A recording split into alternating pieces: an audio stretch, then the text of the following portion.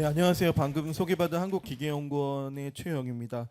제가 오늘 말씀드릴 주제는 친환경 미래 모빌리티형 무탄소 동력 기술이 되겠습니다. 제가 기계연구원에서 왔으니까 좀 기계라는 게 뭔가에 대해서 좀 한번 생각해 보면 좋겠습니다. 이 기계라는 게 여러분들이 굉장히 주변에서 많이 볼 수 있잖아요. 근데 원래 기계라는 거를 사전적으로 좀 정리해 보면 이게 한 개의 부품으로 돼 있지는 않고요. 여러 개의 부품이 아무튼 서로 연결이 되어 있어야 됩니다. 그리고 뭔가 자연의 어떤 원동력을 이용해서 우리가 어떤 목적을 가지고 어떤 일을 우리가 원하는 것을 하게끔 할 수 있는 그런 장치, 이거를 기계라고 합니다. 그래서 그런 원동력에는 뭐 다양한 것이 있지만 지금 주를 이루고 있는 석유나 천연가스, 또 바람이나 태양, 뭐 전기, 원자력, 또 최근에 수소, 뭐 암모니아 이런 것들이 다 원동력이 되겠고요. 뭐 그 예로는 뭐 자동차, 기차, 배, 비행기, 또 뭐 우리 그 로봇이나 뭐 청소기, 세탁기, 뭐 이런 프린터 이런 것들이 다 기계가 되겠습니다. 그래서 저희 한국기계연구원은 이러한 기계 분야의 연구 개발, 또 신뢰성 향상, 성과 확산을 통해서 우리나라 산업계 발전에 기여하는 임무를 가지고 연구를 하고 있고, 여기 옆에 그 연구단지에 가면 아마 그 개방하고 그러는 요즘에 그런 기회가 있을 겁니다. 그러면 한번 견학 가보시면 좋을 것 같습니다. 그러면 우리의 친환경 모빌리티용 동력원이 필요한가 한번 생각해 보면, 오늘 날씨가 굉장히 덥잖아요. 근데 원래 오늘 날씨가 예년의 평균 기온보다 한 10도 정도 높대요. 여름 같잖아요. 근데 왜 온도가 이렇게 높을까요? 그러면 아까도 나왔어요. 기후 변화 얘기가 나왔는데, 기후 변화의 주 원인이 바로 글로벌 워밍 가스, 그래가지고 이산화탄소, 지구 온난화 가스, 그래서 CO2라고 하는 이게 이제 가장 큰 원인으로 지목되고 있거든요. 그러면 전 세계에서 CO2를 우리나라가 한 몇 번째로 많이 배출하는 나라일 것 같아요? 해마다 조금씩 달라요. 근데 한 7위에서 9위 정도 해요. 매년 우리나라가. 그러면 1인당 CO2 배출량을 보면 우리나라가 몇 위를 좀 할 것 같으세요? 저희 나라가 한 3위에서 5위 정도 합니다. 그러니까 저희가 진짜 CO2를 많이 배출하는 그런 나라입니다. 그러면 그런 전체 CO2 중에서 이런 자동차라든지 선박, 비행기가 뿜는 CO2가 한 25% 정도 돼요. 그러니까 굉장히 많은 양이 모빌리티에서 CO2가 배출되고 있다. 그러면 우리는 앞으로 그건 좀 줄이는 노력을 해야 된다라는 거고요. 그래서 우리나라 환경부에서는 친환경 자동차라는 걸 정의를 했어요. 이 세 가지가 우리나라 법령에 의한 친환경 자동차입니다. 그래서 하이브리드 자동차, 전기 자동차, 수소 연료 전지 자동차. 그래서 여러분, 하이브리드라는 게 무슨 뜻일까요? 하이브리드라는 것은 한 개가 아니라 두 개라는 뜻이에요. 어떻게 보면. 그래서 두 개가 뭐냐? 그래서 저희가 그 우리나 지금 대부분의 자동차, 이 시중에서 볼 수 있는 대부분의 자동차들은 내연기관이라고 하는 그 일반 그 엔진이라고 하는 거를 그 다 탑재하고 있습니다. 그래서 거기서 우리가 주유소에 가가지고 석유라든가 아니면 뭐 LPG라든가 이런 연료를 거기다 넣어줘야 돼요. 그래서 가솔린을 넣든 디젤을 넣든 그럼 차가 가요. 그렇죠. 그렇지만 그 뒤에서 그 테일 파이프라고 하는 데서 뭐가 나와요. 거기서 CO2가 나와요.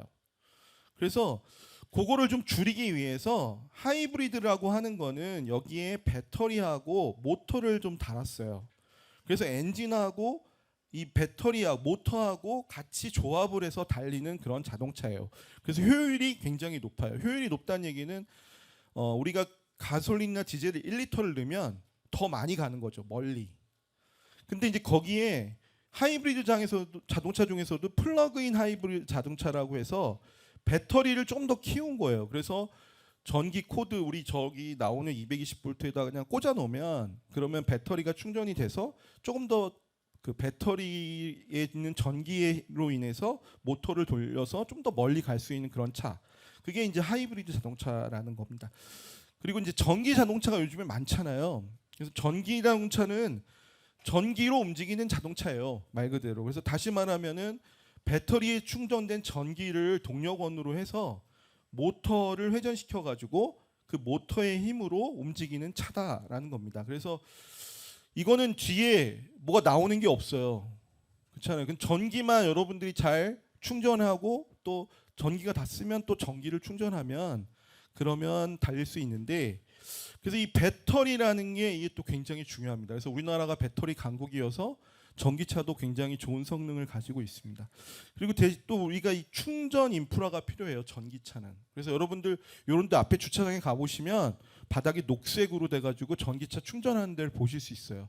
지금 굉장히 많이 확산되고 있죠. 그래서 그런 전기 자동차가 있다라는 거고요. 그러면 그 다음에 저희가 이제 수소 연료전지차를 얘기하다 보니까 우리가 수소에 대해서 조금 알아야 될 것 같은데, 수소는 이렇게 H라고 이제 나중에 중학교 고등학교 가면은 화학을 배우는데 H라고 표시를 해요. 하이드로전, 영어로 하이드로전이기 때문에 H라고 표시하는데, 이게 우주에서 가장 많은 원소예요. 75%나 된대요. 그리고 공기보다 가벼워서 굉장히 잘 날아가는데, 그렇지만 얘가 에너지 밀도라고 그래가지고 무게당 가지고 갈 수 있는 에너지는 제일 많아요. 그러니까 우리 배터리보다 한 150배 정도 돼요. 그래서 그리고 이게 이제 물이 분해되면서 얻을 수 있고 또 반응을 하게 되면 물이 돼요. 그러니까 물은 좀 깨끗하잖아요. 친환경적이잖아요. 그래서 이게 미래 에너지원으로서 굉장히 각광을 받고 있습니다. 그래서 이 수소를 이용하는 그런 그 자동차에는 동력원으로 연료 전지라는 게 있어요. 그래서 우리가 이걸 영어로 fuel cell이라고 하는데, 이 수소 연료를 어떤 수소를 직접 모은 걸 써도 되고, 어떤 우리가 알고 있는 탄화수소, 그러니까 가솔린이나 디젤 같은 거를 분해를 하면 수소가 나오는데, 그 수소를 써가지고 전기 화학 반응을 일으키게 되면 그러면 전자가 이렇게 떨어져 나와요. 그러면 전자를 이용해서 전기 에너지를 활용하는 그런 동력 장치를 연료 전지라고 합니다. 그래서 여러분들 그 듀라셀 저기 이렇게 장난감 같은 데 뒤에 넣는 그 건전지 아시잖아요. 그 건전지랑 똑같다고 보시면 돼요. 근데 대신에 건전지는 뭘 넣고 나오고 하는 게 없잖아요. 근데 여기는 수소를 넣어주고 물이 나온다, 이렇게 생각하시면 되겠어요. 그래서 그게 연료전지라는 거고요. 그래서 연료전지 자동차는 아까 말씀드린 그 연료전지라는 걸 이용해서 전기를 만들고 그 발생한 전기로 전기차처럼 모터를 돌려서 가는 그런 자동차라는 거고요. 전기 자동차랑 굉장히 비슷하지만 아까 말씀드린 그 연료전지라는 것이 이렇게 쭉 겹으로 쌓여 있는 그 연료전지 스택이라는 게 필요하고, 아까 수소를 제가 계속 공급해 줘야 된다고 그랬잖아요. 그러면 수소를 저장하고 공급하는 이런 장치가 추가적으로 필요합니다. 그래서 여러분들 우리나라가 수소 연료전지 자동차 세계 기술력 1위의 나라입니다. 그래서 세계 최초로 2013년에 현대차에서 투싼 연료전지차를 상용화를 했어요. 그리고 2018년에 현대차에서 넥소라고, 아마 여러분들 밖에 나가서 좀 가끔 보실 수 있을 거예요. 그게 수소 연료전지차가 지금 길거리에 돌아다니고 있고요. 지금 3세대 수소 연료전지차가 지금 굉장히 내구성을 높인 그런 연료전지차 개발되고 있습니다.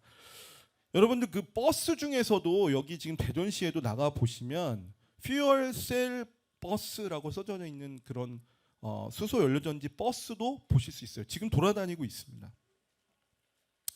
그러면 수소 연료전지 자동차는 아까 연료전지라는 걸 쓴다고 그랬잖아요. 여러분 건전지를 이 장난감에도 쓸 수 있고, 여러분 앞에 집에 들어갈 때 도어락에도 건전지를 낄 수가 있잖아요. 마찬가지로 모빌리티가 여러 개가 있어요. 거기에 연료전지를 여기도 쓸 수 있고 저기도 쓸 수 있고 저기도 쓸 수 있는 거죠. 건전지처럼. 그래서 지금 아까 제가 말씀드린 이 연료전지 버스는 여러분들 대도시엔 대부분 보급이 되고 있고요.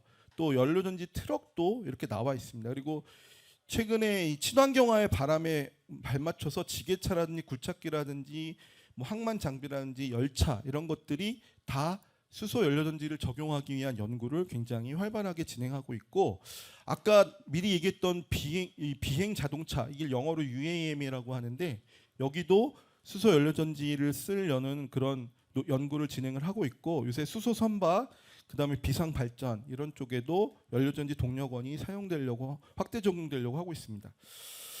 근데 제가 여기서 이제 또 하나 말씀드릴 것은, 여러분들이 아까 그 가솔린이나 디젤 차에 쓰이는 그런 기존의 내연기관이 있잖아요. 거기도 수소를 태워서 움직일 수가 있습니다. 그래서 이거는 이제 수소 엔진 모빌리티라고 하는데 기존의 가솔린이나 디젤 대신에 거기에다 수소를 태우는 거죠. 그래서 저희 기계연구원에서는 직접 부순사식 수소 엔진을 현대자동차랑 같이 연구 개발을 했고요. 요거는 여러분들 유튜브에서 수소 엔진 쳐보시면 바로 위에 나오니까 그 기술적인 내용은 그걸 참조하시면 됩니다. 그래서 세계적으로도 지금 이 수소 엔진 개발을 굉장히 많이 진행을 하고 있습니다. 그래서 BMW도 이렇게 수소 엔진 그 레이싱카를 만들었었고요. 도요타라는 회사에서도 이렇게 지금 차를 만들어서 성능 시험을 하고 있고, 독일에서도 수소 엔진 트럭이나 버스를 하고 있습니다. 일본에서는 아까 비행 자동차에 이 수소 엔진을 적용한 그런 연구 개발을 한다고 보고되고 있고, 미국에서는 이렇게 고고도 장기 채공 무인기에 수소 엔진을 써서 구동을 하겠다라는 연구를 진행한 바가 있습니다. 그러면 그 외에 또 수소 엔진 말고 또 뭐가 무탄소 동력원이 있을까 보면 암모니아라는 것이 있습니다. 여러분 암모니아를 알고 계신 분이 있나요? 암모니아는 냄새가 되게 독해요. 여러분들 방귀 끼시면 거기도 좀 일부 들어 있어요. 그런데 그 암모니아라는 게 이 질소 하나하고 수소 세 개가 붙어 있어요. 그러니까 여기도 탄소가 없잖아요. 그러니까 탄소가 없는 연료가 됩니다. 그래서 이것도 저희 연구원에서 굉장히 연구를 많이 하고 있는데, 이런 큰 대형 선박 같은 것들, 이런 것들은 암모니아를 연료로 써서 구동하려는 연구가 많이 진행되고 있습니다. 그리고 한 가지가, 여러분들 요즘에 그 전기가 신재생 에너지라고 해서 풍력이나 태양광에서 많이 얻어지잖아요. 그럼 그걸로 물을 전기 분해를 해요. 그럼 수소가 나오잖아요. 그럼 그 나온 수소하고 우리가 이런 모빌리티에서 CO2를 다량 나온 거를 캡처한다고 그래요. 포집한다고 그래요. 그래서 그 포집한 걸 가지고 같이 이거를 합성을 하게 되면, 이거는 여기에 있는 CO2는 저희가 뭐 이미 나온 거를 회수한 거잖아요. 그러면 네트로 보면 이산화탄소를 발생시키지 않는 게 돼요. 그래서 이거를 합성 연료 또는 이퓨얼이라고 그러는데, 이게 탄소 중립 연료거든요. 이런 것들을 연구도 굉장히 많이 하고 있습니다. 그래서 이런 것들을 모빌리티에 적용하려는 연구를 하고 있습니다. 이게 이제 마지막 결론인데요. 유럽에서는 지금 내연기관 규제를 한다고 해요. 그래서 2030년, 2040년에 이제 내연기관은 생산도 안 하고 판매도 안 한다라고 했습니다. 근데 최근에 조금 기조가 좀 바뀌고 있긴 하지만, 미래에는 아마 이런 기존의 가솔린이나 디젤을 쓰는 그런 내연기관은 찾아보기 어려울 것 같습니다. 그러면 그 대신에 제가 지금까지 말씀드린 탄소를 줄이거나 아니면 탄소를 배출하지 않는 그런 동력원들이 아마 이런 모빌리티의 구동원이 될 것으로 전망이 됩니다. 그래서 지금 현재로는 이 배터리는 승용차 영역에서, 연료전지하고 수소 엔진 같은 것들은 상용차나 기차 레벨에서, 그다음에 비행기는 이게 제일 하기가 어렵거든요. 그래서 비행기 같은 경우는 아까 말씀드린 합성 연료, 그런 것들이 탄소 중립으로 구현하는 데 갈 것이고, 선박은 암모니아 같은 것들이 이렇게 동력원으로, 연료로, 친환경 연료로 사용될 것이다라는 전망을 하고요. 이런 모든 것들이 이 신재생 에너지로부터 얻어져야 됩니다. 여러분, 전기가 화력 발전을 해가지고, 석탄 발전을 해가지고 얻어진 전기는 여러분 전기차에 충전을 해도 별로 이산화탄소 저감 효과가 없습니다.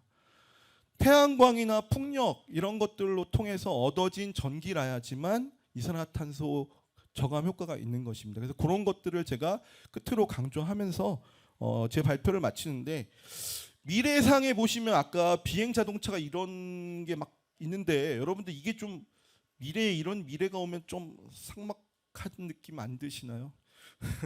저는 요거 보면서 약간 너무 미래에 진짜 이런 데서 살면 조금 멋있을 수도 있지만 숨 막힐 수도 있겠다 이런 생각도 했어요. 근데 아무튼 저희가 항상 환경적인 요소들을 여러분들도 생각하면서 뭔가를 개발하고 일을 진행시키면 좋지 않을까, 이런 끝으로 말씀을 드리면서 제 발표를 마치도록 하겠습니다. 경청해 주셔서 고맙습니다.